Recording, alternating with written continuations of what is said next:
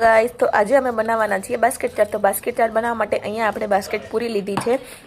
Basket પૂરીની અંદર અમે બાફેલા બટેટા મેશ કરેલા છે એ નાખી દઈશું બધાની અંદર.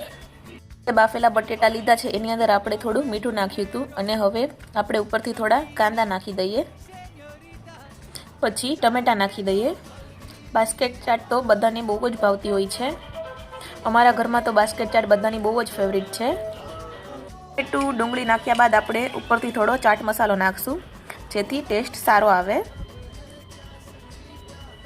અહીંયા આપણે લીલી ચટણી ઉપરથી નાખશું જે આપણે કોથમરી અને લીલા મરચાંની બનાવેલી છે.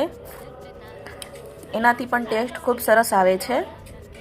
તમારે જે રીતે તીખી ખાવી હોય એ પ્રમાણે તમે લીલા મરચાં નાખી શકો છો. પછી આપણે સેવ નાખી દઈશું.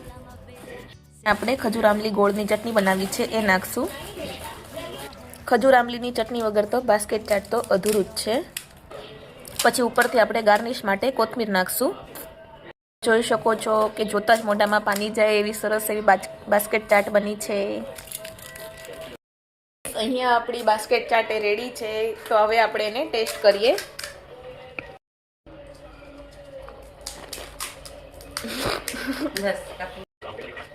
ખૂબ જ સરસ એવી બાસ્કેટ ચાટ બની છે અને ખાવાની બહુ જ મજા આવે. જો તમને મારી આ રેસીપી ગમી હોય તો વિડીયો લાઈક, શેર અને સબસ્ક્રાઈબ જરૂરથી કરજો. Thank you.